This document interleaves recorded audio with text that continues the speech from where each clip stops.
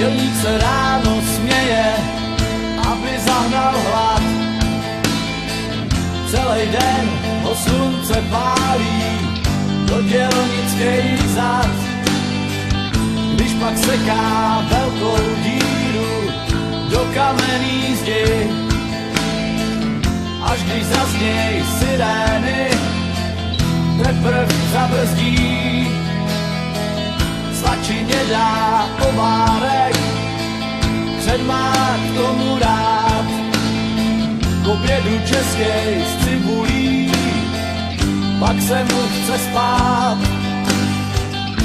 Do školky dělní, vrátit se chce, přes den si hrát s hračkama, pak jen válet se. Jo, těžkej život českej dělník má. 6 ráno tam a za 5 domů chodívá. Dělnický štěstí černou barvu má.